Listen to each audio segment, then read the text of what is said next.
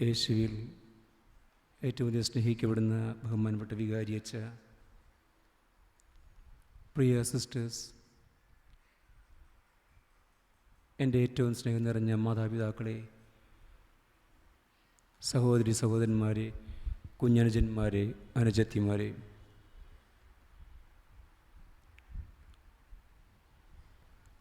ഈ ദിവസങ്ങളിലൊക്കെയും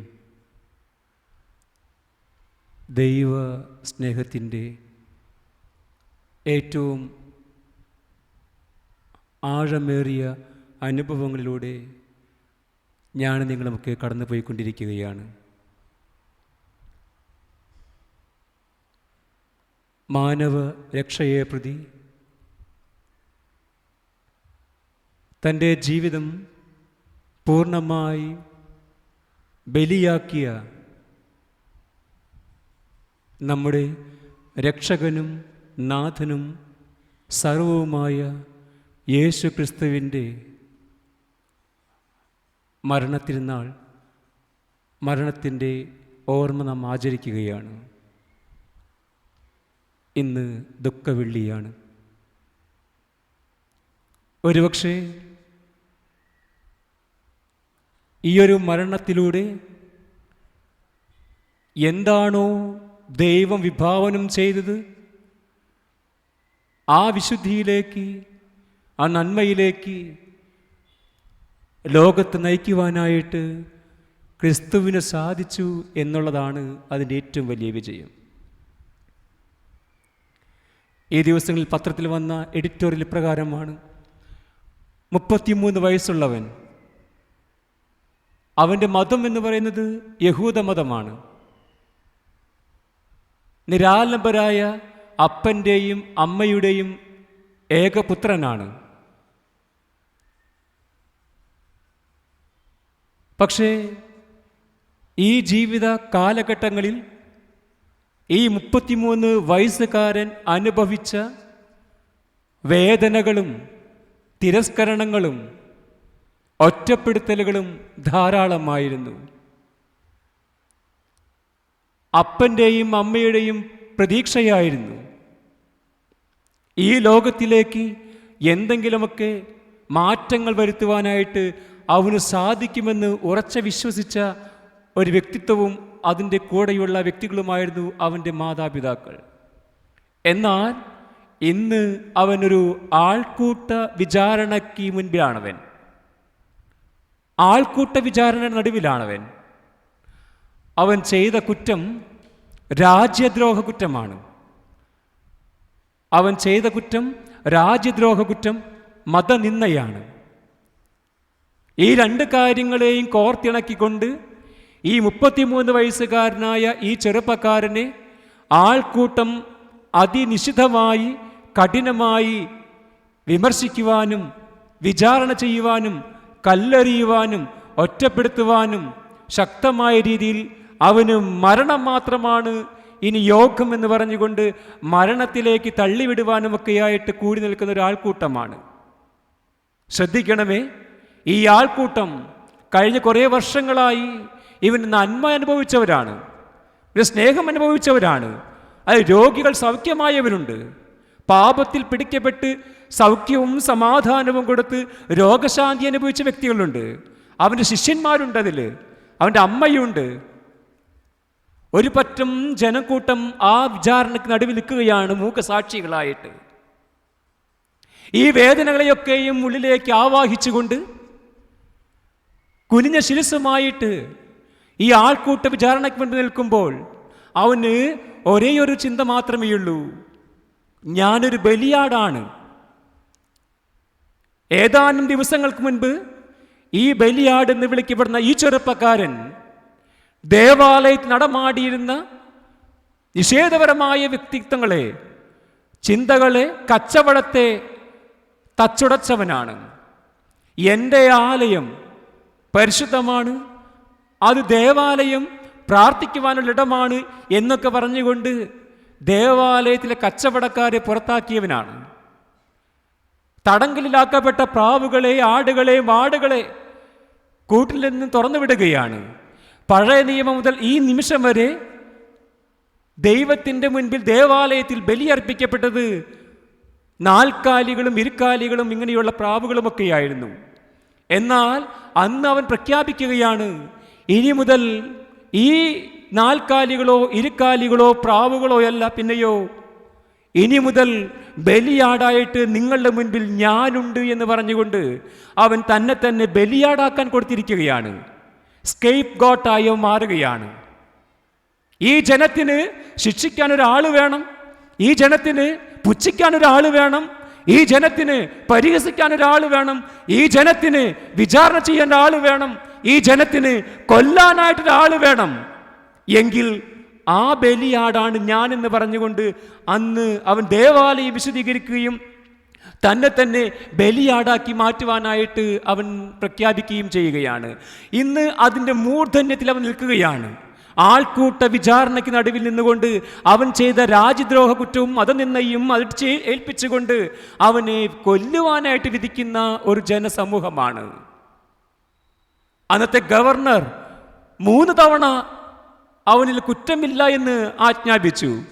കുറ്റമൊന്നും ഞാൻ കണ്ടെത്തുന്നില്ല എന്ന് പറഞ്ഞുകൊണ്ട് ഗവർണർ ശക്തമായ രീതിയിൽ ജനക്കൂട്ടത്തിൽ പറയുന്നുണ്ട്, ഞാൻ ഇവനിൽ കുറ്റമൊന്നും കാണുന്നില്ല, അവനെ വെറുതെ വിടുവാനാണ് ഞാൻ ആഗ്രഹിക്കുന്നത്. എന്നാൽ തനിക്ക് വരാനിരിക്കുന്ന ഭാവി മഹത്വത്തെ മനസ്സിലാക്കി കഴിഞ്ഞപ്പോൾ ഞാൻ ഈ ജനക്കൂട്ടത്തിൻ്റെ വാക്ക് വിശ്വസിക്കാതെ ഇവനെ തുറന്നു വിടുകയാണെങ്കിൽ എനിക്ക് നിലനിൽപ്പില്ല എന്നും എൻ്റെ രാജ്യത്തിൽ എനിക്ക് രാജാവായോ ഗവർണറായോ ഭരിക്കാൻ സാധിക്കുകയില്ലെന്ന് മനസ്സിലാക്കി കഴിഞ്ഞപ്പോൾ അയാളും കൈ കഴുകുകയാണ്. എന്തിനു വേണ്ടി? തൻ്റെ രാജ്യത്തിൻ്റെ മഹത്വം വർദ്ധിപ്പിക്കുവാൻ വേണ്ടി. അങ്ങനെ നീണ്ട വിചാരണകൾക്ക് നടുവിൽ തലേ ദിവസം രാത്രിയിൽ 7 മണി മുതൽ തുടങ്ങിയ ആ വിചാരണ ഗെത്സമനിയിൽ നിന്നും പിടിച്ചു കൊണ്ടുപോയി ഏകാന്തപതികനായി തടവിലാക്കപ്പെട്ട ആ ചെറുപ്പക്കാരൻ 33 വയസ്സുകാരന് ആ വെള്ളിയാഴ്ച അവർ മരണം നടപ്പിലാക്കുകയാണ്. അവനെ കല്ലെറിഞ്ഞ് കൊല്ലണമെന്ന് മാത്രമല്ല, അവന് ഏറ്റവും ക്രൂരമായ നിന്ദ്യമായ മ്ലേച്ഛമായ കുരിശിൽ കയറ്റിക്കൊണ്ട് അവനെ ആണി തറച്ച് കൊല്ലണമെന്ന് കൽപ്പന പുറപ്പെടുവിച്ചു. ആ വ്യക്തി ഇന്നിപ്പോൾ കുരിശിൽ മരിച്ച് ഇതാ നമ്മുടെ മുൻപിൽ അടക്കപ്പെടുവാനായിട്ട് തയ്യാറായി നിൽക്കുകയാണ്. പ്രിയമുള്ളവരെ, ഇന്ന് ദുഃഖവെള്ളിയാണ്. ക്രിസ്തുവിൻ്റെ വേദനകളും സഹനങ്ങളും ത്യാഗങ്ങളും പീഡനങ്ങളും ഏറ്റവും ഏറ്റുവാങ്ങിക്കൊണ്ട് ഇന്ന് ക്രൈസ്തവ ലോകം, കത്തോലിക്ക വിശ്വാസ സമൂഹം മാത്രമല്ല ആഗോള ക്രൈസ്തവ സമൂഹം ക്രിസ്തുവിൻ്റെ പീഡാനുഭവത്തിൻ്റെ ദാരുണ മരണത്തിൻ്റെ വേദനയുടെ ആ മനോഹരമായ ഓർമ്മകൾ ആചരിച്ചു കൊണ്ടിരിക്കുകയാണ്. ഇന്ന് ഗുഡ് ഫ്രൈഡേ ആണ്. എന്തുകൊണ്ട് ഇതിനെ ഗുഡ് ഫ്രൈഡേ എന്ന് വിളിക്കുന്നു? നമ്മൾ പറയാറുണ്ടല്ലോ ഇംഗ്ലീഷിൽ good Friday, good boy, good girl, നല്ല കുട്ടി, നല്ല പെൺകുട്ടി, നല്ല ആൺകുട്ടി എന്നൊക്കെ പറയാറ്. എന്ന് പറഞ്ഞ പോലെ ഗുഡ് ഫ്രൈഡേ എന്ന് പറയുന്നു. ഇന്ന് നല്ല വെള്ളിയാണ് എന്നത് ക്രിസ്തു നമുക്ക് വേണ്ടി മരിച്ച് ഈ ലോകത്തിൻ്റെ രക്ഷ സ്വന്തമാക്കിയത് കൊണ്ടാണ്, രക്ഷ മറ്റുള്ളവർക്ക് കൊടുത്തത് കൊണ്ടാണ് ഇന്ന് ഗുഡ് ഫ്രൈഡേ എന്ന് വിളിക്കുക. ഈ ദിവസം ഏറ്റവും പാവനമായിട്ട് ആഘോഷിക്കുവാൻ, പാവനമായിട്ട് ആചരിക്കുവാൻ, അവൻ്റെ വേദനകൾ നമ്മുടെ വേദനകളായി ഹൃദയത്തിലേക്ക് ഏറ്റുവാങ്ങുവാൻ നമുക്ക് സാധിക്കുമ്പോൾ മാത്രമാണ് ഈ ആചരണങ്ങൾക്കൊക്കെ അർത്ഥമുണ്ടാകുന്നുള്ളൂ. 50 ദിവസം നീണ്ടു നിന്ന നോമ്പ്, തപസ്, ധ്യാനം, പ്രാർത്ഥന, പരിഹാര പ്രവൃത്തികൾ പൂവണിയണമെങ്കിൽ അവൻ ചെയ്തു കാണിച്ചു തന്ന ആ വഴികളിലൂടെ അല്പമെങ്കിലുമൊക്കെ നടക്കാൻ സാധിച്ചാൽ മാത്രമാണ്. ഏതാനും വർഷങ്ങൾക്ക് മുൻപ് ആൾക്കൂട്ട വിചാരണയുടെ ഉത്തമ ഉദാഹരണമായിട്ട് അട്ടപ്പാടിയിലെ ആദിവാസി യുവാവായ മധു എന്ന ചെറുപ്പക്കാരൻ മാറ്റപ്പെടുന്നുണ്ട്. അവൻ ചെയ്ത കുറ്റം എന്താണ്? ഒരുപക്ഷേ തൻ്റെ വീടിൻ്റെ ദാരിദ്ര്യം, തൻ്റെ വീടിൻ്റെ ഇല്ലായ്മ, തൻ്റെ വീടിൻ്റെ ഒന്നുമില്ലായ്മ മനസ്സിലാക്കി കഴിഞ്ഞപ്പോൾ, ഒരു നേരത്തെ ഈ ആഹാരത്തിന് വേണ്ടി കൈ നീട്ടി മടുത്തു കഴിഞ്ഞപ്പോൾ അവൻ അല്പം ഭക്ഷണം മോഷ്ടിച്ചു എന്ന് പറഞ്ഞുകൊണ്ട് അതിനെ വ്യാഖ്യാനിക്കുവാനായിട്ട് സദാചാരവാദികൾ രംഗത്ത് വന്നു കഴിഞ്ഞപ്പോൾ ആ പാപത്തിന് കല്ലെറിയപ്പെടുവാനാണ് യോഗം ഉണ്ടായത്. ആ ആൾക്കൂട്ട വിചാരണയ്ക്ക് നടന്നു നിന്നുകൊണ്ട് ഉടുതുണിക്ക് മറുതുണിയില്ലാതെ കണ്ണുനീരോടെ 2 കൈകളും ക്രിസ്തുവിന് പോലെ കെട്ടപ്പെട്ടുകൊണ്ട് ആ ആദിവാസി യുവാവ് പറയാൻ സാധിക്കാതെ, മിണ്ടാൻ സാധിക്കാതെ ഏകാന്തനായി കരഞ്ഞ് നിലവിളിച്ചുകൊണ്ട് ആ ആൾക്കൂട്ടത്തിൻ്റെ വിചാരണയ്ക്ക് പാത്രമാവുകയും അവസാനം ആ സദാചാരവാദികൾ, സദാചാര പോലീസ് കളിച്ചിരുന്ന ആ ചെറുപ്പക്കാരുടെ ദാരുണമായ പീഡനങ്ങൾക്ക് വിധേയമായിക്കൊണ്ട് ആ പാവം പയ്യൻ മധു എന്ന ചെറുപ്പക്കാരൻ ഈ ലോകത്തു നിന്നും വിടവാങ്ങുകയാണ്. വീണ്ടും നമ്മൾ കണ്ടു രാഷ്ട്രീയ കൊലപാതകത്തിൻ്റെ പേരിൽ നമ്മുടെ ക്യാമ്പസുകളെ വർണ്ണാഭമാക്കിക്കൊണ്ടിരുന്ന രാഷ്ട്രീയ പാർട്ടികൾ ഏതുമാകട്ടെ, മഹാരാജാസ് കോളേജിൽ നടന്ന അഭിമന്യു ചെറുപ്പക്കാരൻ്റെ കൊലപാതകം, അവൻ ആർക്ക് വേണ്ടിയാണ് ബലിയാടായി തീർന്നത്? അവൻ ബലിയാടായി തീർന്നത് ഒരു രാഷ്ട്രീയ പ്രസ്ഥാനത്തിന് വേണ്ടിയാണെങ്കിൽ എന്തുകൊണ്ട് ആ രാഷ്ട്രീയ പ്രസ്ഥാനം അവനെ ശക്തമായി സംരക്ഷിക്കുവാനായിട്ട് തയ്യാറായില്ല? അവൻ നഷ്ടപ്പെട്ടത് അവൻ്റെ അമ്മയ്ക്കും അപ്പനും ഇഷ്ടപ്പെട്ട ഒരു പുത്രനെയാണ്. ഇതാ ഏതാനും മാസങ്ങൾക്ക് മുൻപ് മറ്റൊരു ആൾക്കൂട്ട വിചാരണ നമ്മൾ കണ്ടു കഴിഞ്ഞു. ഭാവിയിൽ നല്ലൊരു ഉദ്യോഗസ്ഥനോ ഡോക്ടറോ അല്ല വൈദ്യനോ ഒക്കെ ആയി മാറേണ്ട സിദ്ധാർത്ഥൻ ചെറുപ്പക്കാരൻ ഒരാൾക്കൂട്ട വിചാരണയുടെ ഭാഗമായിട്ട് ദാരുണമായ മരണത്തിന് കീഴ്വഴങ്ങുകയാണ്. ഒരുപക്ഷെ ഈ കാലഘട്ടത്തിലെ യുവത്വത്തെ വിളിക്കുന്ന പേരാണ് പ്രതികരണശേഷിയില്ലാത്ത യുവത്വം എന്നാണ്. ഏതാനും വർഷങ്ങൾക്ക് മുൻപ് 2006, 2007 കാലഘട്ടങ്ങളിൽ അന്നത്തെ യുവത്വത്തെ വിളിച്ചിരുന്നത് ക്ഷോഭിക്കുന്ന യുവത്വം എന്നായിരുന്നു.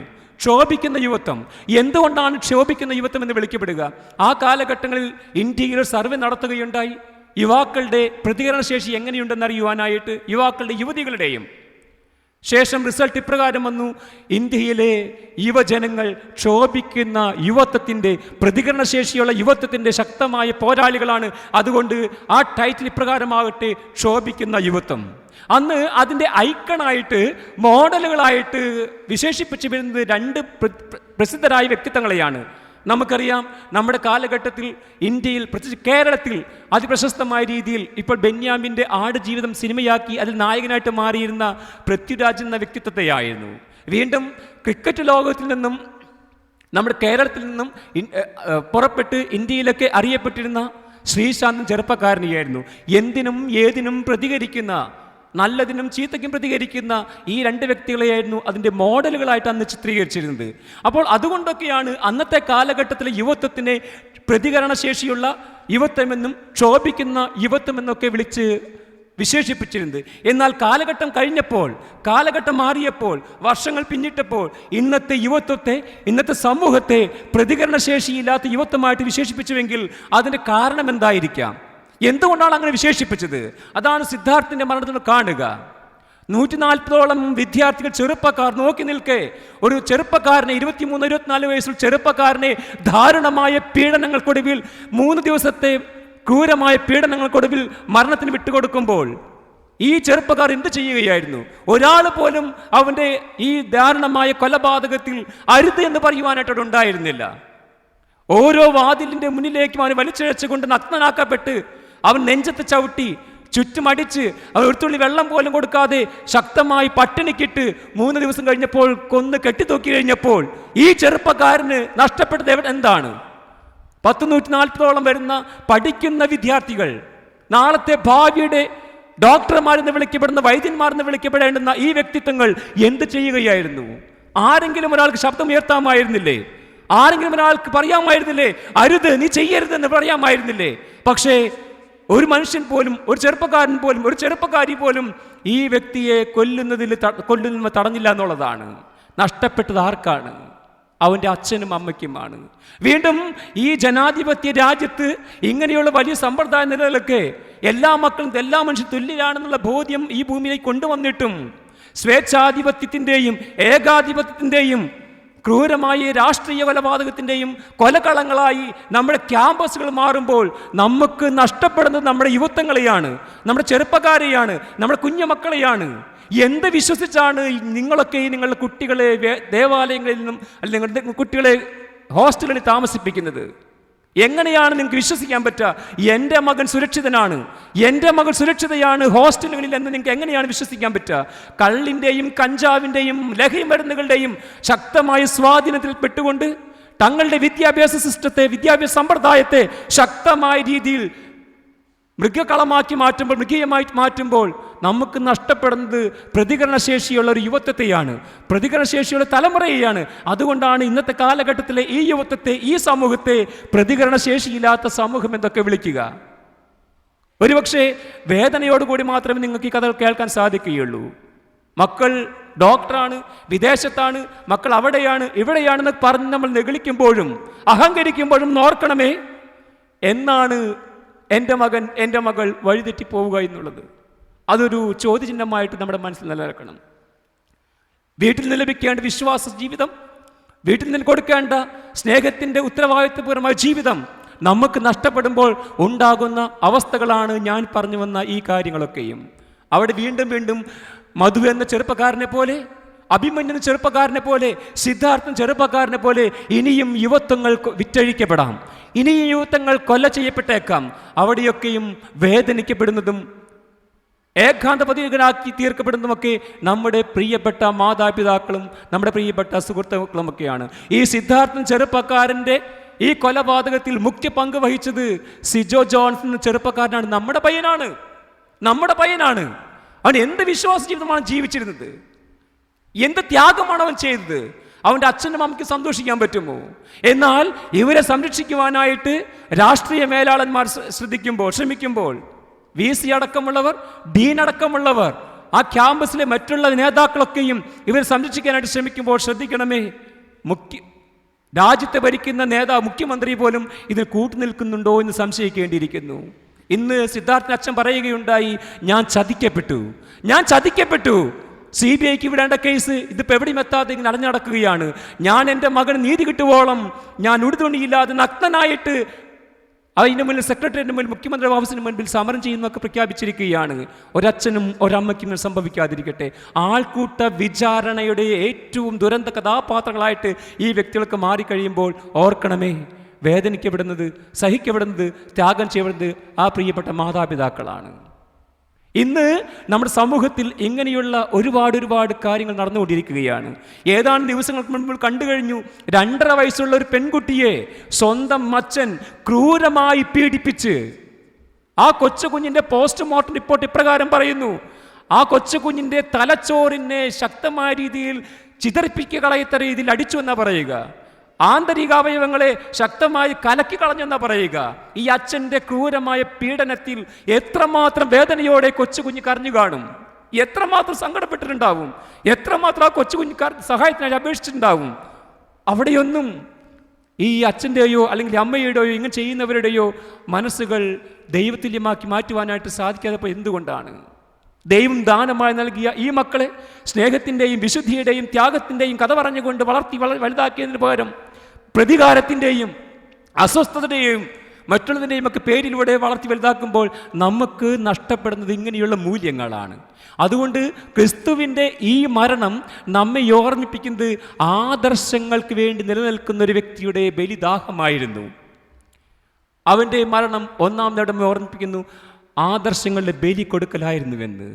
1980കളിൽ കേരളത്തിൻ്റെ സജീവ സാമൂഹിക രാഷ്ട്രീയ രംഗങ്ങളിൽ, സാംസ്കാരിക രംഗങ്ങളിൽ ശോഭിച്ചിരുന്ന വ്യക്തിത്വമായിരുന്നു സഫ്തർ ഹഷ്മി എന്ന ചെറുപ്പക്കാരൻ. നിങ്ങൾ വായിച്ചു കേട്ടിട്ടുണ്ടാവും. ഈ മനുഷ്യൻ്റെ നന്മ അതിപ്രശസ്തമായിരുന്നു. എന്നാൽ ഒരു സുപ്രഭാതം പൊട്ടിവിടർന്നത് ഈ മനുഷ്യൻ ദാരുണമായി കൊല ചെയ്യപ്പെട്ടു എന്നുള്ള വാർത്ത കേട്ടുകൊണ്ടാണ്. ഈ മനുഷ്യൻ ചെയ്ത കുറ്റം എന്താണ്? കവി പ്രകാരം പറഞ്ഞു വെക്കുന്നു, ഈ മനുഷ്യൻ്റെ ദാരുണമായ കൊലപാതക വാർത്ത കേട്ടപ്പോൾ ഞാൻ എൻ്റെ ചെവികൾ അടച്ചു കളഞ്ഞു.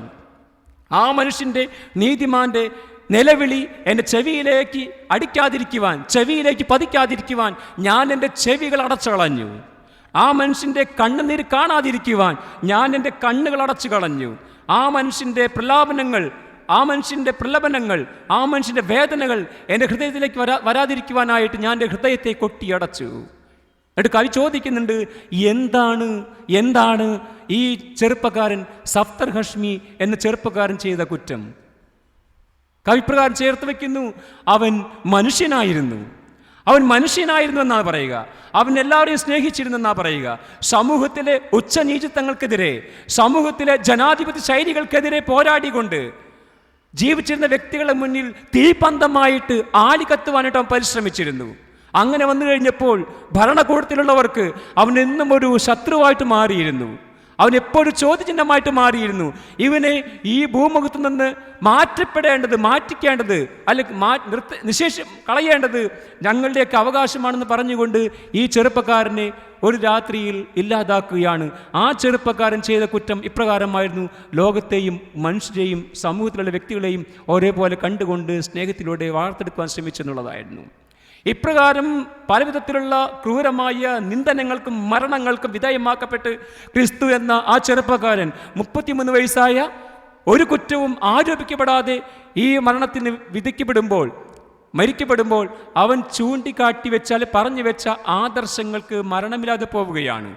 അവൻ്റെ ആദർശങ്ങൾക്ക് വില കൽപ്പിക്കപ്പെടുന്ന കാലഘട്ടമായിരുന്നു. വർഷങ്ങൾ ഇത്രയും പിന്നിട്ടു, നൂറ്റാണ്ടുകൾ ഇത്രയും പിന്നിട്ടു, എന്നിട്ടും അവൻ പ്രഘോഷിക്കപ്പെടുകയാണ്, അവൻ ആഘോഷിക്കപ്പെടുകയാണ്. അവൻ്റെ ലൈഫ്, അവൻ സമൂഹമധ്യേ എന്നും ഉയർന്നു നിൽക്കുന്ന ഒരു വലിയ ബലിവസ്തുവായിട്ട്, ഒരു ഉയർന്ന ദീപമായിട്ട് ക്രിസ്തു മാറിക്കഴിഞ്ഞു.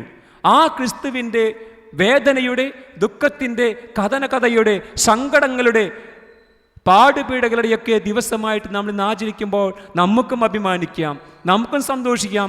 അവൻ നമുക്ക് വേണ്ടിയാണ് ഇങ്ങനെ ദാരുണമായ മരണം കൈവരിച്ചുകൊണ്ട്, ആൾക്കൂട്ട വിചാരണയുടെ ഭാഗമായിട്ട് ദാരുണമായ മരണത്തിന് കീഴ്വഴങ്ങിക്കൊണ്ട് അവൻ രക്ഷാസാധ്യതമാക്കിയത്. ദൈവത്തിൻ്റെ അനന്തമായ സ്നേഹം ഈ ഭൂമിയിലേക്ക് കൊണ്ടുവന്നു കഴിഞ്ഞപ്പോൾ അവൻ ഉയർത്തി കാണിച്ച മൂല്യങ്ങൾ അവനോടൊപ്പം ഉയർപ്പിക്കപ്പെടുകയാണ്. അവനോടൊപ്പം ആദർശങ്ങൾ ഉയർത്തെഴുന്നേൽക്കുകയാണ്. ആ ആദർശങ്ങൾ ചുവട് പിടിച്ചുകൊണ്ടാണ്, ആ മൂല്യങ്ങളുടെ ചുവട് പിടിച്ചുകൊണ്ടാണ് ഞാൻ നിങ്ങളുമൊക്കെ ക്രൈസ്തവരെന്ന് അഭിമാനിക്കുന്ന ഞാൻ നിങ്ങളുമൊക്കെ ഇന്നും ചുവട് വെച്ച് മുന്നോട്ട് പോകുക. എൻ്റെ രക്ഷകനായ ക്രിസ്തു എൻ്റെ കൂടെയുണ്ടെന്ന ബോധ്യത്തോടുകൂടെ അവൻ എൻ്റെ ഉള്ളിലും എൻ്റെ സർവ്വതയിലും ഉണ്ടെന്ന് പറഞ്ഞുകൊണ്ട് അഭിമാനിച്ചുകൊണ്ട് ക്രൈസ്തവൻ എന്ന പേരിൻ്റെ ലേബലിലൂടെ നമ്മളൊക്കെ മുന്നോട്ട് പോയിക്കൊണ്ടിരിക്കുക. പ്രിയമുള്ളവരെ, ഇന്ന് ദുഃഖവെള്ളിയാണ്, അനുഗ്രഹവെള്ളിയാണ്, സ്നേഹത്തിൻ്റെ, കാരുണ്യത്തിൻ്റെ, ത്യാഗത്തിൻ്റെ കഥ പറയുന്ന ഒരു ദിവസം കൂടെയാണ്. മറ്റൊന്ന്, അവൻ്റെ ഈ ജീവിതം, ഈ മരണം നമ്മെ ഓർമ്മിപ്പിക്കുന്നത് സ്നേഹത്തിൻ്റെ സമർപ്പണം എന്നാണ് പറയുക. യോഹന്നാന്റെ സുവിശേഷം 13-ാം അധ്യായം 35 മുതലുള്ള വാക്യങ്ങൾ വളരെ കൃത്യമായിട്ട് നമ്മെ ഓർമ്മിപ്പിക്കുന്നു. സ്നേഹിതന് വേണ്ടി ജീവൻ ബലി കഴിക്കുന്നതിനേക്കാൾ വലിയ സ്നേഹമില്ല എന്ന്. ഞാൻ നിങ്ങൾക്കൊരു പുതിയ കൽപ്പന നൽകുന്നു എന്നാ പറയുക. ഞാൻ നിങ്ങൾക്കൊരു പുതിയ കൽപ്പന നൽകുന്നു, ഞാൻ നിങ്ങളെ സ്നേഹിച്ചതുപോലെ നിങ്ങളും സ്നേഹിക്കുവിൻ. പെസഹ വ്യാഴാഴ്ച ക്രിസ്തു തൻ്റെ 2 കൽപ്പനകൾ പ്രധാനമായിട്ടും കൊടുത്തുകൊണ്ട് ഇപ്രകാരം പറയുന്നുണ്ട്. ഇത് മോണ്ടി തേഴ്സ്ഡേ എന്ന പദം, പെസഹ വ്യാഴം, അതിൽ മോണ്ടി എന്ന ലത്തീൻ പദം അർത്ഥമാക്കുന്നത് ഉടമ്പടി, കൽപ്പന എന്നൊക്കെയാണ്. ആ ദിവസം തന്നെ 2 കൽപ്പനകൾ സമൂഹത്തിന്, ലോകത്തിന് നൽകിക്കൊണ്ട് അവൻ തൻ്റെ വിശുദ്ധി, നന്മ ഒന്നുകൂടെ പ്രകടമാക്കുകയാണ്. ഈ 2 കൽപ്പനകൾ എന്തൊക്കെയാണ്? ഒന്നാമതായിട്ട് പറയുന്നു, ഇതാ എൻ്റെ ശരീരം നിങ്ങൾക്കായി ഞാൻ നൽകുന്നു, ഇതാ എൻ്റെ രക്തം ഞാൻ നിങ്ങൾക്കായി നൽകുന്നു, നിങ്ങൾ ഇത് എൻ്റെ ഓർമ്മയ്ക്കായി ചെയ്യുമെന്ന് പറയുക. അതൊരു കൽപ്പനയാണ്. ഒരു തരത്തിലും സുവിശേഷത്തിൽ നമ്മൾ കാണുന്നില്ല ക്രിസ്തു കൽപ്പിക്കുന്നതായിട്ട്. ക്രിസ്തു എപ്പോഴും സ്നേഹത്തിൻ്റെ ഭാഷയിൽ സംസാരിച്ച വ്യക്തിത്വമാണ്. ക്രിസ്തു എപ്പോഴും കാരുണ്യത്തിൻ്റെ ഭാഷ സംസാരിച്ച വ്യക്തിത്വമാണ്. ക്രിസ്തു എപ്പോഴും അലിവിൻ്റെ ഭാഷ സംസാരിച്ച വ്യക്തിത്വമാണ്. ക്രിസ്തു എപ്പോഴും കനിവിൻ്റെ ഭാഷ സംസാരിച്ച വ്യക്തി. അവൻ അലിവ് തോന്നിയെന്നാ പറയുക, അവൻ മനസ്സലിഞ്ഞെന്ന പറയുക. വിശന്ന് പൊരിയുന്ന ആൾക്കാരെ കണ്ടപ്പോൾ അവൻ്റെ ഹൃദയം അലിഞ്ഞെന്ന പറയുക. അപ്പോൾ അങ്ങനെയുള്ള ക്രിസ്തു ഇത് അവസാന നിമിഷങ്ങളായപ്പോൾ, അവൻ്റെ സമയം ആഗതമായി എന്ന് കണ്ടു കഴിഞ്ഞപ്പോൾ അവൻ 2 കൽപ്പനകൾ കൊടുക്കുകയാണ്. ഇത് എൻ്റെ ഓർമ്മയ്ക്കായി നിങ്ങൾ ചെയ്യുവിനെന്ന് പറഞ്ഞുകൊണ്ട് ഒരു സുപ്രധാന കൽപ്പന കൊടുക്കുന്നു. മറ്റൊന്ന്, ഇതാ ഞങ്ങൾക്ക് പുതിയൊരു കൽപ്പന നൽകുന്നു, നിങ്ങൾ ഞാൻ സ്നേഹിച്ചതുപോലെ പരസ്പരം സ്നേഹിക്കുമെന്ന് പറഞ്ഞുകൊണ്ട് 2ാമത്തെ കൽപ്പന കൊടുക്കുകയാണ്. അന്ന് മുതൽ ഇന്ന് വരെ ആ ക്രിസ്തുവിൻ്റെ ശരീരവും രക്തവും സമൂഹത്തിന് മുൻപിൽ ഏറ്റവും വലിയ അനുഗ്രഹത്തിൻ്റെ സ്രോതസ്സായിട്ട് മാറിക്കഴിഞ്ഞിരിക്കുകയാണ്. അവൻ്റെ ശരീരം ഭക്ഷിക്കുന്ന വഴിയായിട്ട്, അവൻ്റെ രക്തം പാനം ചെയ്യുന്നത് വഴിയായിട്ട് നമ്മളും അവൻ്റെ സിരകളിലോടുന്ന ആ രക്തത്തിൻ്റെ ഭാഗമായിട്ട് നമ്മൾ മാറിക്കഴിഞ്ഞിരിക്കുകയാണ്. അതുകൊണ്ടാണ് ഇത് സ്നേഹത്തിൻ്റെ സമർപ്പണം എന്ന് വിശേഷിപ്പിക്കപ്പെടുന്നത്. ഏതാനും വർഷങ്ങൾക്ക് മുൻപ് ഞാൻ പഠിച്ചുകൊണ്ടിരിക്കുമ്പോൾ, തമിഴ്നാട്ടിലാണ് ഞാൻ പഠിച്ചത്. അപ്പോൾ എൻ്റെ ഗവേഷണത്തിൻ്റെ ഗൈഡായിരുന്ന ഒരു സാറുണ്ടായിരുന്നു. ആഴമായ വിശ്വാസത്തിൻ്റെ ഒരു വലിയ വക്താവാണ്. യൂണിവേഴ്സിറ്റിയിലെ ഏറ്റവും വലിയ പൊസിഷൻ, ഡീനുമായിരുന്നു, കൺട്രോളർ ഓഫ് എക്സാമിനേഷനായിരുന്നു. അദ്ദേഹത്തിൻ്റെ ശിഷ്യനായിരുന്നു ഒരു കാലത്ത് ഞാൻ. ആ സമയത്ത് എനിക്ക് അദ്ദേഹത്തിൽ നിന്നും പഠിക്കാൻ പറ്റിയത്, പഠനത്തെക്കാളൊക്കെ ഉപരിയായിട്ട് എനിക്ക് കാണാൻ സാധിച്ച് അദ്ദേഹത്തിൽ വിളങ്ങി നിന്നിരുന്ന വിശ്വാസ ചൈതന്യമാണ്. തമിഴ് സാറാണ്, തമിഴ്നാട്ടിലെ സാറാണ്. ആഴമായ വിശ്വാസമാണ് അദ്ദേഹത്തിനുണ്ടായിരുന്നത്. എന്നെയൊക്കെ അദ്ദേഹം കണ്ടിരുന്നത് അദ്ദേഹത്തിൻ്റെ സ്വന്തം മകനായിട്ടായിരുന്നു.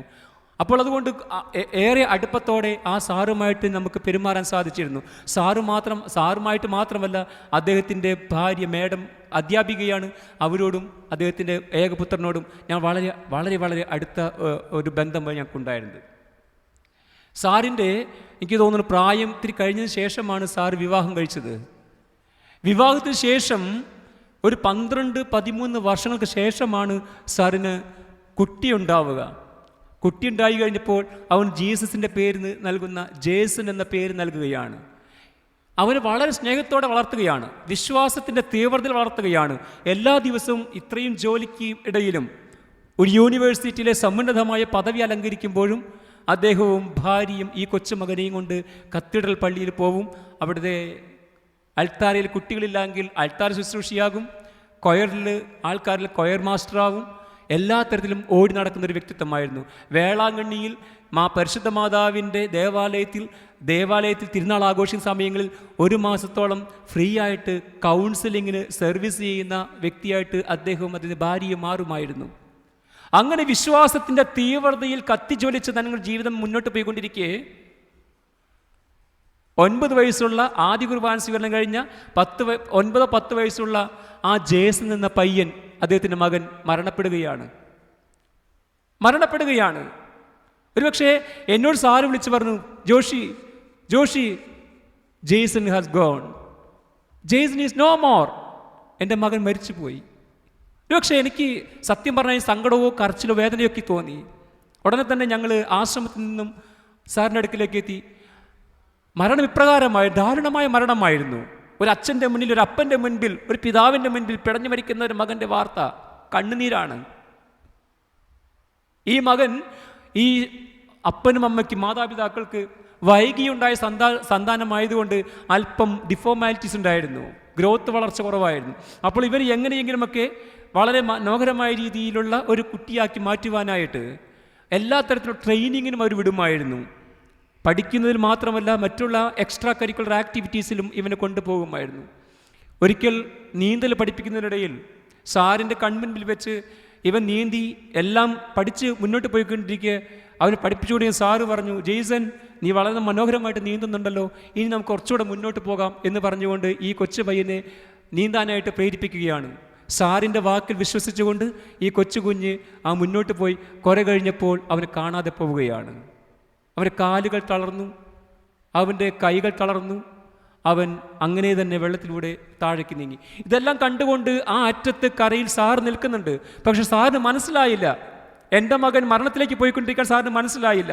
സാറ് സന്തോഷിക്കുകയായിരുന്നു, കാരണം മകൻ അറ്റം വരെ നീന്തി പഠിച്ചു കഴിഞ്ഞുവല്ലോ. അങ്ങനെ ആശ്വസിച്ച് നിൽക്കുമ്പോഴാണ് അകലെ നിന്ന് വിളികൾ, സാർ ഓടി വരൂ, സാർ ഓടി വരൂ, സാറിൻ്റെ മകൻ ഇതാ താഴേക്ക് പോയിക്കൊണ്ടിരിക്കുകയാണ്. പക്ഷേ അസ്തപ്രജ്ഞനായി പോയ ആ സാർ 2 ശക്തിയും സംഭരിച്ചുകൊണ്ട് അങ്ങോട്ടേക്ക് ചെന്നപ്പോഴത്തേക്കും ഈ മകൻ വെള്ളത്തിനടിയിലേക്ക് നീങ്ങിക്കഴിഞ്ഞു. വേഗം തന്നെ ആ മകൻ എടുത്തു കഴിഞ്ഞപ്പോൾ മനസ്സിലായി അല്പം ശ്വാസം ബാക്കിയുണ്ടെന്ന്. ഉടനെ തന്നെ ആ നീന്തൽ കുളത്തിൽ നിന്നും മെഡിക്കൽ കോളേജിലേക്ക് കൊണ്ടുപോകുവാനായിട്ട് തയ്യാറായി. ആംബുലൻസ് വരുവാനും ആംബുലൻസ് എത്തിച്ച് ഹോസ്പിറ്റലിലേക്ക് എത്തിക്കുവാനും 1 മണിക്കൂറോളം എടുത്തുന്നുള്ളതാണ്. ആ സമയം കൊണ്ട് തന്നെ ഈ മകൻ്റെ ആയുസ് അല്പാൽപമായി കുറഞ്ഞുകൊണ്ടിരിക്കുകയായിരുന്നു. ഈ കൊച്ചു പയ്യനെ അവിടുത്തെ ഏറ്റവും വലിയ ആശുപത്രിയിൽ കൊണ്ടാക്കി 7 ദിവസത്തോളം വെന്റിലേറ്ററിലിട്ടു. സാറിന് മനസ്സിലായി എൻ്റെ മകൻ തിരിച്ചു വരില്ല എന്നുള്ളത്. ടീച്ചറിൻ്റെ ബോധം ഏകദേശം ഒക്കെ പോയിക്കൊണ്ടിരിക്കുകയാണ്.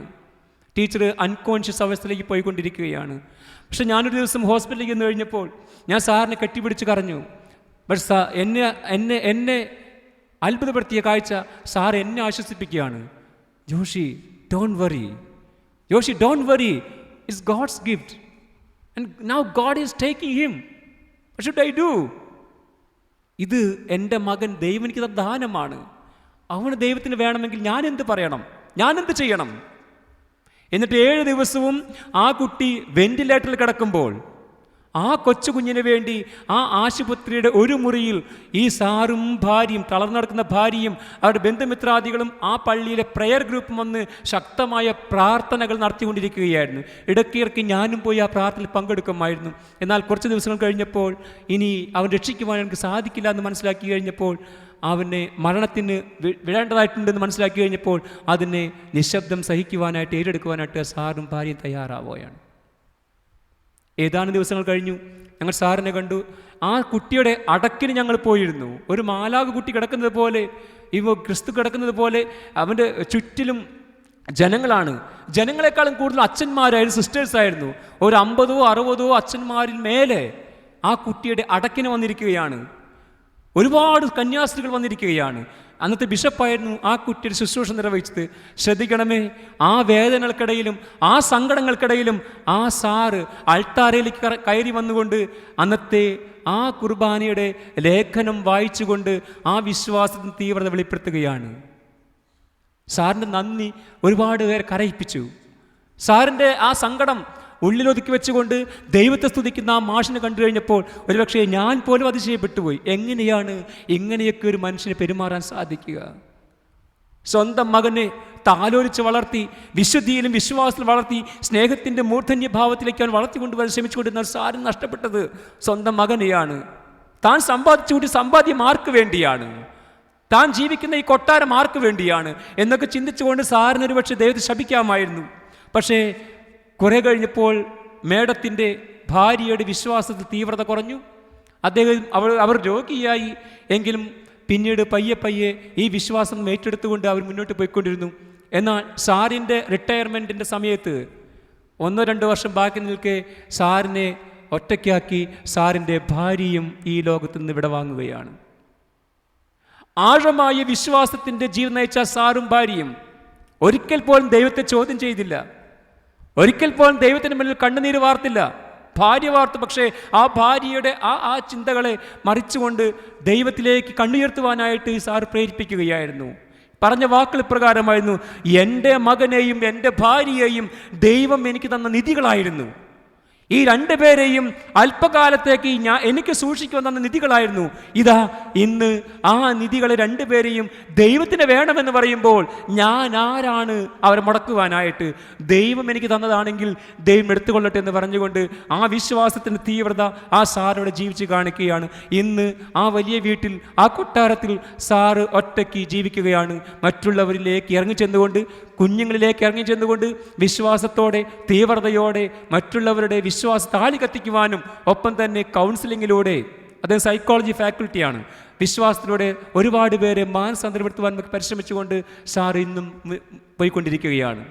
അപ്പോൾ ഇങ്ങനെയുള്ള ജീവിതങ്ങളും നമ്മുടെ ചുറ്റിലുമുണ്ടെന്ന് ഓർക്കണമേ. ഇങ്ങനെയുള്ള ത്യാഗത്തിൻ്റെയും വേദനയുടെയും സഹനത്തിൻ്റെയും ജീവിതങ്ങളിലൂടെ കടന്നു പോകുന്ന മാതാപിതാക്കളും മക്കളും സഹോദരങ്ങളും കുടുംബങ്ങളും നമ്മുടെ ചുറ്റിലുമുണ്ടെന്ന് ഓർക്കണമേ. അങ്ങനെയൊക്കെ വരുമ്പോൾ ആ വിശ്വാസത്തെ വെല്ലുവിളിക്കുവാൻ നമ്മൾക്ക് എന്താണ് അധികാരം? ഒരു പക്ഷേ ക്രിസ്തു തൻ്റെ സ്നേഹത്തിൻ്റെ സമർപ്പണം നടത്തുമ്പോൾ, ക്രിസ്തു തൻ്റെ ജീവൻ പൂർണ്ണമായും ഒരു ബലിയാടാക്കി മാറ്റി സമൂഹത്തിന് കൊടുക്കുമ്പോൾ ക്രിസ്തു ഒരു പക്ഷേ പതറിപ്പോയിട്ടുണ്ട്. ക്രിസ്തു വേദനിച്ചിട്ടുണ്ട്. ക്രിസ്തുവിൻ്റെ അവസാന നാഴികൾ നമ്മൾ കാണുന്നുണ്ട്. സുവിശേഷം പറയുന്നു, അവൻ ആ പെസഹായ്ക്ക് ശേഷം ശിഷ്യന്മാരെ വിളിച്ചുകൊണ്ട് ഒലിവുമലയിലേക്ക് പോയി എന്ന് പറയുന്നു. ഗെത്സമൻ തോട്ടത്തിലേക്ക് പോയി എന്ന് പറയുന്നു. ഗെത്സമൻ തോട്ടത്തിൽ തൻ്റെ ചങ്കുകൾ എന്ന് വിശേഷിപ്പിക്കപ്പെടുന്ന 3 ശിഷ്യന്മാരെയും വിളിച്ചുകൊണ്ടാണ് പോവുക. പത്രോസും യാക്കോബും യോഹന്നാനും അവന് പ്രേക്ഷക ശിഷ്യന്മാരായിരുന്നു. എന്തുകൊണ്ടാണ് അവരെ വിളിച്ചു കൊണ്ടുപോയത്? എൻ്റെ ദുഃഖ സമയത്ത്, എൻ്റെ സങ്കട സമയത്ത്, എൻ്റെ ഈ കാടിന് നിറഞ്ഞ ഈ സമയത്ത് എൻ്റെ മനസ്സ് അസ്വസ്ഥമാണ്, എൻ്റെ മനസ്സ് വേദനയിലാണ്. ഈ നിമിഷം എൻ്റെ കൂടെ നിൽക്കുവാനായിട്ട് എൻ്റെ ശിഷ്യന്മാരെന്ന് വിളിക്കപ്പെടുന്ന ഈ 3 പേരും ഉണ്ടാകുമെന്ന് പറഞ്ഞുകൊണ്ടാണ് ക്രിസ്തു വിളിച്ചുകൊണ്ട് പോവുക. എന്നാൽ ആ ക്രിസ്തുവിൻ്റെ വേദനയിൽ അല്പം പോലും ഭാഗമാകാതെ അവർ നിദ്രയിലാണ്ട് പോയി ദൈവത്തെ മറക്കുന്നൊരു കാഴ്ചയാണ്. ഇത് പറയുന്നുണ്ട്, ക്രിസ്തു ഒരു കല്ലേറ് ദൂരം മാറിപ്പോയി നിന്നുകൊണ്ട് അവൻ അസ്വസ്ഥനാവാൻ തുടങ്ങി. വചനം പറയുന്നു, അവൻ മരണത്തോളം അസ്വസ്ഥനായി എന്ന് പറയുക. മരണത്തോളം അസ്വസ്ഥനായി എന്ന് പറയുന്നത് വ്യാഖ്യാനങ്ങൾ ഇങ്ങനെ പറയുന്നു, he was in deep depression. He was in deep depression. അവൻ അഗാധമായ വിഷാദത്തിന് അടിപ്പെട്ടെന്ന് പറയുക. അഗാധമായ വിഷാദത്തിന് അടിപ്പെട്ടു. He was about to commit suicide എന്ന് പറഞ്ഞത്. ആത്മഹത്യ മാത്രമാണ് എൻ്റെ മുന്നിലുള്ള വഴി എന്ന് മനസ്സിലാക്കി കഴിഞ്ഞപ്പോൾ, എനിക്ക് സഹിക്കാൻ പറ്റില്ലെന്ന് മനസ്സിലാക്കി കഴിഞ്ഞപ്പോൾ ഈ മരണത്തോളം അവൻ അസ്വസ്ഥനായി എന്ന് പറയുക. About to commit suicide. ദൈവത്തിൻ്റെ ശക്തി സംഭരിച്ചുകൊണ്ട് ഈ ഭൂമിയിലേക്ക് വന്ന് ദൈവമായി പിറന്ന ഈ മനുഷ്യൻ ഒരു വേള മനുഷ്യനായിട്ട് മാറുകയാണ്. നാളെ നടക്കാൻ പോകുന്ന ആൾക്കൂട്ട വിചാരണ, നാളെ നടക്കാൻ പോകുന്ന അസ്വാസ്ഥ്യം നിറഞ്ഞ ആ കാലഘട്ടം, ഒരു ദിവസം മുഴുവനുമുള്ള ആ പ്രശ്നങ്ങൾ എനിക്ക് എങ്ങനെയാണ് നേരിടുവാൻ സാധിക്കുക? ഞാൻ എങ്ങനെയാണ് ഈ ജനക്കൂട്ടത്തിന് മുൻപാകെ നഗ്നനാക്കി നിർത്തപ്പെടുക? അവൻ്റെ മനസ്സ് അസ്വസ്ഥമാകാൻ തുടങ്ങി, വേദനിക്കുവാൻ തുടങ്ങി, സങ്കടപ്പെടുവാൻ തുടങ്ങി. വേദനയിലൂടെ, സങ്കടക്കടലിലൂടെ കടന്നു പോയപ്പോൾ ഇനി നിരാശയിലേക്ക് നീണ്ടുപോകുമെന്ന് മനസ്സിലാക്കി കഴിഞ്ഞപ്പോൾ ചങ്കുകൾ എന്ന് വിളിക്കപ്പെടുന്ന സുഹൃത്തുക്കളെ വിളിച്ചുകൊണ്ട് പോയപ്പോഴും അവന് ആശ്വാസം ലഭിക്കുന്നതായിട്ട് കാണുന്നില്ല, അവൻ സന്തോഷം ലഭിക്കുന്നതായിട്ട് കാണുന്നില്ല, സമാധാനം ലഭിക്കുന്നതായിട്ട് കാണുന്നില്ല. പിന്നെയോ അവൻ്റെ മനസ്സ് മരണത്തോളം അസ്വസ്ഥമായിക്കൊണ്ട് ദൈവത്തോട് പറയുകയാണ്, യാചിക്കുകയാണ്, ദൈവമേ ദൈവമേ എന്തുകൊണ്ട് ഇതെനിക്ക് സംഭവിക്കുന്നു, എന്നെ നീ കൈവിട്ടോ എന്നുള്ള അസ്വസ്ഥമായ വാക്കുകളിലൂടെ തൻ്റെ അസ്വാസ്ഥ്യങ്ങളൊക്കെ ക്രിസ്തു രേഖപ്പെടുത്തുകയായിരുന്നു. പക്ഷേ താൻ എന്തിനു വേണ്ടിയാണോ ഈ ഭൂമിയിലേക്ക് വന്നത്, താൻ എന്തിനു വേണ്ടിയാണോ ഈ ഭൂമിയിലേക്ക് വന്ന് രക്ഷസാധ്യമാക്കാൻ വേണ്ടി ശ്രമിച്ചത്, അത് നടക്കാതെ പോകുമെന്ന് മനസ്സിലാക്കി കഴിഞ്ഞപ്പോൾ അവൻ അല്പം മാറിക്കഴിഞ്ഞ് തമ്പുരാനോട് പ്രാർത്ഥിക്കുന്നുണ്ട്, ഇത് ഞാൻ കുടിക്കാൻ നിവൃത്തിയില്ല എങ്കിൽ ഈ കാസ കുടിക്കാൻ ഞാൻ തയ്യാറാണ്. അവൻ്റെ ആ നിരാലംബത്വം, അവൻ നിരാശ്രയത്വം, അവൻ്റെ ആ ഏകാന്തത മറ്റൊരു അവസ്ഥയിലേക്ക് അവൻ ട്രാൻസ്ഫോം ചെയ്യുകയാണ്. അതുവരെ ഉണ്ടായ നെഗറ്റിവിറ്റികളെ പോസിറ്റീവായിട്ട് മാറ്റിക്കൊണ്ട് ക്രിയേറ്റീവായിട്ട് മാറ്റിക്കൊണ്ട് ആ ചിന്തകളെ അവൻ അല്പം കൂടെ ക്രിയാത്മകമായിട്ട് ഉൾക്കൊള്ളാൻ ശ്രമിച്ചുകൊണ്ടിരിക്കുകയാണ്. ദൈവമേ എൻ്റെ ഇഷ്ടമല്ല നിൻ്റെ ഇഷ്ടം എന്നിൽ നിറവേറട്ടെ. ആ വാക്കുകൾ പറഞ്ഞുകൊണ്ട് അവൻ കൊടുക്കാനുള്ളതെല്ലാം കൊടുത്തു കഴിഞ്ഞപ്പോൾ എല്ലാം പൂർത്തിയായി എന്ന് പറഞ്ഞ് ദൈവത്തിൻ്റെ സ്നേഹത്തിനും ദൈവത്തിൻ്റെ വിശുദ്ധിക്കും ദൈവത്തിൻ്റെ ത്യാഗത്തിനും മുൻപിൽ തങ്ങളുടെ തൻ്റെ ജീവിതം കാഴ്ചവെച്ചുകൊണ്ട് ഈ ലോകത്തിൻ്റെ രക്ഷ തൻ്റെ മരണത്തിലൂടെ സാധ്യതമാക്കുകയാണ്. അതാണ് സ്നേഹത്തിൻ്റെ സമർപ്പണം എന്ന് പറഞ്ഞുകൊണ്ട് ക്രിസ്തുവിൻ്റെ ഈ സുവിശേഷത്തെ, പ്രത്യേകിച്ച് ഈ ലൈഫിനെ, ഈ ജീവിതത്തെ, ഈ ദുഃഖവെള്ളിയെ സമൂഹം ഓർക്കുക. മറ്റൊന്ന്, മറ്റുള്ളവരെ കുറിച്ച് ക്രിയാത്മകമായിട്ട് ചിന്തിക്കുക. Think favourably for others. Think favourably for others. മറ്റുള്ളവരോട് അല്പം കൂടെ ഉപകാരത്തോടെ സ്നേഹത്തോടെ പെരുമാറാനായിട്ട് നമുക്ക് സാധിക്കട്ടെ. ഒരു പക്ഷേ ഈ ദുഃഖവെള്ളി ആചരണം നമുക്കില്ലായിരുന്നുവെങ്കിൽ ഒരു സമയത്തും ഒരു തരത്തിലും ഒരു ഫാമിലിയും ഒരു അപ്പനും അമ്മയും ഒരു മക്കളും ത്യാഗത്തിൻ്റെ വിശുദ്ധി സമൂഹത്തിന് പകർന്നു കൊടുക്കുവാനായിട്ട് തയ്യാറാവില്ലായിരുന്നു. ഒരു പക്ഷേ നമുക്കൊക്കെ വേണ്ടി മരിക്കുവാനായിട്ട് പലരും തയ്യാറാവാം. ഒരു ദൈവം ഈ ഭൂമിയിലേക്ക് ഇറങ്ങി വന്ന് ദൈവം മരിക്കുക എന്ന് പറയുന്നത് ചരിത്രത്തിൽ അന്ന് മുതൽ ഇന്ന് വരെ ഉണ്ടായിട്ടുള്ള സംഭവങ്ങളിൽ ആദ്യത്തെ സംഭവമാണ്, ആദ്യത്തേതും അവസാനത്തേതുമാണ്. ദൈവത്തിന് അത്ഭുതം പ്രവർത്തിക്കാം, മരിച്ചവരെ ഉയർപ്പിക്കാം, രോഗികളെ സുഖപ്പെടുത്താം, വീഞ്ഞുണ്ടാക്കി കൊടുക്കാം, പലതും ചെയ്യാം. ഈവൻ മരണത്തിൽ നിന്നും അവന് അത്ഭുതകരമായിട്ട് ഉയർത്തെഴുന്നേൽക്കാം. പക്ഷേ ഏത് ദൈവത്തിനാണ് ഇങ്ങനെ മനുഷ്യർക്ക് വേണ്ടി മരിക്കുവാനായിട്ട് സാധിക്കുക? അത് നമ്മുടെ ദൈവത്തിന് വേണ്ടി മാത്രമേ പറ്റൂ. ആ ദൈവമാണ് നമുക്ക് വേണ്ടി സ്വന്തം കുരിശിൽ മരിച്ച് രക്ഷസാധ്യതമാക്കിക്കൊണ്ട് ഞാൻ നിങ്ങളുടെ കൂടെയുണ്ട്, നിങ്ങളുടെ സഹനങ്ങളിൽ, നിങ്ങളുടെ വേദനകളിൽ, നിങ്ങളുടെ ദുഃഖങ്ങളിൽ, നിങ്ങളുടെ സങ്കടങ്ങളിൽ ഞാനുണ്ടെന്ന് പറഞ്ഞുകൊണ്ട് ആ കഥയുടെ ആധിക്യത്തിലേക്ക്, വിശുദ്ധിയിലേക്ക്, നന്മയിലേക്കൊക്കെ നമ്മെ കൈപിടിച്ചുയർത്തുക. അത് ദൈവത്തിൻ്റെ ദാനമാണ്, ദൈവത്തിൻ്റെ നന്മയാണ്, ക്രിസ്തുവിൻ്റെ ത്യാഗമാണ്. അവൻ നമുക്ക് വേണ്ടി ബലിയാടാക്കപ്പെട്ട ഒരു മഹാത്യാഗിയാണ്. അതുകൊണ്ടാണ് മറ്റ് ലോക നേതാക്കളിൽ നമുക്ക് തികച്ചും വ്യത്യസ്തനായിട്ട് ക്രിസ്തുവിനെ ഇന്ന് സമൂഹം പ്രഘോഷിക്കപ്പെടുക. ചരിത്രത്തെ തന്നെ രണ്ടായി കീറി മുറിച്ചവനാണ്. ക്രിസ്തുവിന് മുൻപ് എന്നും ക്രിസ്തു ശേഷമെന്നും BC എന്നും AD എന്നും രണ്ട് കാലഘട്ടങ്ങളെ വിഭജിച്ചുകൊണ്ട് ചരിത്രത്തിൽ തന്നെ സ്ഥാനം പിടിച്ചവനാണ്. അതുകൊണ്ടാകാം മഹാത്മാഗാന്ധിജിയും സിദ്ധാർത്ഥനും വിവേകാനന്ദ സ്വാമികളുമൊക്കെ ഇവൻ്റെ മുൻപിൽ ശിരസ് നമിച്ചുകൊണ്ട് ഇതാണ് യഥാർത്ഥ ലോക നേതാവ് എന്ന് പറഞ്ഞുകൊണ്ട് അവൻ ആരാധിക്കുവാനും പുകഴ്ത്തുവാനും സ്തുതിക്കുവാനും ഒക്കെ തയ്യാറാവുക. അതൊരു മറ്റൊരു നേതാവും തയ്യാറായിട്ടില്ല, ഇതുവരെ ചരിത്രത്തിലുണ്ടായിരുന്നിട്ടില്ല. ഇന്ന് നമ്മുടെ ചുറ്റിലുമുള്ള വ്യക്തികൾ പീഡിപ്പിക്കപ്പെടുമ്പോൾ യമനിലും സിറിയയിലും ലിബിയയിലും നൈജീരിയയിലും മറ്റുള്ള സ്ഥലങ്ങളിലുമൊക്കെയും ഉക്രൈനിലും ഇസ്രായേലിലുമൊക്കെ നമ്മുടെ ചുറ്റിലുമുള്ള വ്യക്തിത്വങ്ങൾ, സഹോദരങ്ങൾ പീഡിപ്പിക്കപ്പെടുമ്പോൾ ഉത്തരേന്ത്യയിലെ മണിപ്പൂരിലും മറ്റുള്ള സ്ഥലങ്ങളിലുമൊക്കെ നമ്മുടെ സഹോദരങ്ങൾ, ക്രിസ്ത്യാനി സഹോദരങ്ങൾ പീഡിപ്പിക്കപ്പെടുമ്പോൾ അവിടെയൊക്കെ ക്രൂശിക്കപ്പെടുന്നത് ഇവൻ തന്നെയാണ്. അവിടെയൊക്കെ വേദനിക്കപ്പെടുന്നത് ഇവൻ തന്നെയാണ്. അവിടെയൊക്കെ അസ്വാസ്ഥ്യമാക്കപ്പെടുന്നത് ഇവൻ തന്നെയാണ്. അവരോട് കൂടെ നിന്നുകൊണ്ട് ഇതാ നിന്നോട് കൂടെ ഞങ്ങളോടെന്ന് പറയുവാനുള്ള ഒരു ചങ്കൂറ്റമാണ് ക്രൈസ്തവൻ്റെ ചങ്കൂറ്റം. അത് പ്രതികരണശേഷി വർദ്ധിപ്പിക്കുന്ന ഒരു സമൂഹത്തിൻ്റെ പ്രത്യേകതയാണ്. അതുകൊണ്ടാണ് ഞാൻ പറഞ്ഞത്, പ്രതികരണശേഷിയില്ലാത്ത സമൂഹമായിട്ട് നമ്മൾ മാറിപ്പോകരുത്. പ്രതികരണശേഷിയുള്ള സമൂഹമായിട്ട് നമ്മൾ മാറണം. അതിനുവേണ്ടി എനിക്ക് എന്ത് ചെയ്യാൻ സാധിക്കും? എൻ്റെ സഹോദരങ്ങൾ പീഡിപ്പിക്കപ്പെടുമ്പോൾ ഞാൻ എൻ്റെ വീട്ടിൽ, ഞാൻ എൻ്റെ കൊട്ടാരത്തിൽ, ഞാൻ എൻ്റെ പള്ളിമേടയിൽ, ഞാനൊരു സഭയിൽ, ഞാൻ എൻ്റെ ആശ്രമത്തിൽ, ഞാൻ എൻ്റെ മഠത്തിൽ 3 നേരവും ഭക്ഷണം കഴിച്ചുകൊണ്ട് സുഖമായിട്ട് കിടന്നുറങ്ങുമ്പോൾ ഓർക്കണമേ, നമ്മളെപ്പോലെ ഉറങ്ങാൻ സാധിക്കാതെ, നമ്മളെപ്പോലെ ഭക്ഷണം കഴിക്കാൻ സാധിക്കാതെ, നമ്മളെപ്പോലെ മറുതുണിയില്ലാതെ കഴിയുന്ന വ്യക്തികളുണ്ടെന്നുള്ള ആ കാര്യം കൂടെ. അത് പീഡിപ്പിക്കപ്പെടുന്നത്, വേദനിപ്പിക്കപ്പെടുന്നത്, നിസ്സഹായരാക്കപ്പെടുന്നത് എൻ്റെ തന്നെ ഭാഗമാണ്, എൻ്റെ തന്നെ ശരീരമാണ്, എൻ്റെ തന്നെ ശിരസ്സാണ്, എൻ്റെ തന്നെ അവയവങ്ങളുടെ ഒരു ഭാഗമാണെന്ന് പറഞ്ഞുകൊണ്ട് ചിന്തിച്ചുകൊണ്ട് അവരോട് കൂടെ നിൽക്കുവാനുള്ള ഒരു ചങ്കുറപ്പിനും വേണ്ടിയും നമ്മൾ പ്രാർത്ഥിക്കണമേ എന്ന് യാചിക്കുകയാണ്. ഈ ദുഃഖവെള്ളി നമ്മെ അതിനും കൂടെ ഓർമ്മിപ്പിക്കുകയാണ്. ദൈവത്തിൻ്റെ അഗാധമായ സ്നേഹത്തിൻ്റെ ഈ വിശുദ്ധി നമ്മുടെ ഹൃദയങ്ങളിലൂടെ കടന്നു പോകുമ്പോൾ നമ്മുടെ മനസ്സിലും ഈ ത്യാഗത്തിൻ്റെ കഥകളൊക്കെ ഉണ്ടാകട്ടെ. നാളെ നമ്മുടെ കുട്ടികൾ വളർന്നു വരുമ്പോൾ അവർ വിശുദ്ധികൾ വളർത്തുവാനായിട്ട് എനിക്ക് നിങ്ങൾക്ക് സാധിക്കുമ്പോൾ അതുതന്നെയാണ് ഒരപ്പന്, ഒരു അമ്മയ്ക്ക്, ഒരു ചേട്ടന്, ഒരു ചേച്ചിക്ക്, ഒരു അനിയന്, ഒരു അച്ഛന്, ഒരു സിസ്റ്ററിന് ഒക്കെ പറഞ്ഞു കൊടുക്കുവാനുള്ള ഏറ്റവും വലിയ ത്യാഗത്തിൻ്റെ കഥ. നിനക്ക് വേണ്ടി, എനിക്ക് വേണ്ടി കുരിശിൽ മരിച്ച ആ ക്രിസ്തു ഇതാ നമ്മുടെ രക്ഷയുടെ അടിസ്ഥാന അടയാളമായിട്ട് മാറുക. ഇന്ന് പലപ്പോഴും പലരും ദേവാലയങ്ങളിൽ നമുക്ക് ക്രൂശിതൻ്റെ രൂപം എടുത്ത് മാറ്റുമ്പോൾ ശ്രദ്ധിക്കണമേ, ക്രൂശിതൻ്റെ രൂപം തന്നെയാണ് നമ്മുടെ ഈ വിശ്വാസത്തിൻ്റെ ആണിക്കലായിട്ട് മാറുക. കാരണം എനിക്ക് വേണ്ടി സഹിച്ചത് ഈ ക്രിസ്തുവാണെന്ന് പറയുവാനായിട്ട് അഭിമാനത്തോടെ സാധിക്കണമെങ്കിൽ ആ ക്രിസ്തുവിൻ്റെ ക്രൂശിത രൂപത്തെ മുഖസാക്ഷിയാക്കി നമ്മൾ മാറ്റണം. എങ്കിൽ മാത്രമേ എനിക്ക് പറഞ്ഞു കൊടുക്കുവാൻ സാധിക്കുകയുള്ളൂ.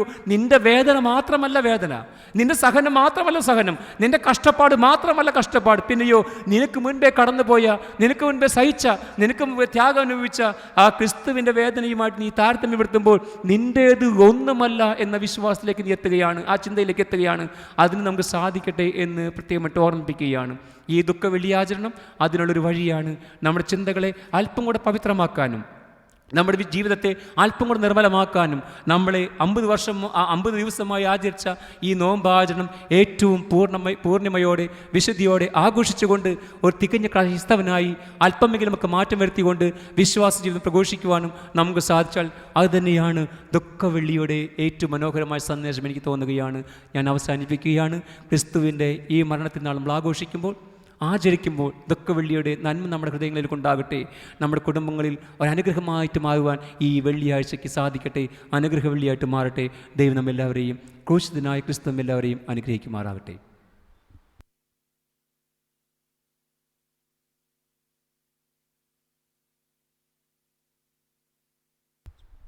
ബഹുമാനപ്പെട്ട ജോഷി അച്ഛന് പ്രത്യേകം നന്ദി പറയുന്നു. ഉടനെ തന്നെ പരിഹാര പ്രദർശനമാണ്. ഏറ്റവും മുമ്പിൽ ശ്രീവാ കുരിശ്, തുടർന്ന് എല്ലാവരും ഒരുമിച്ച് പോവുക.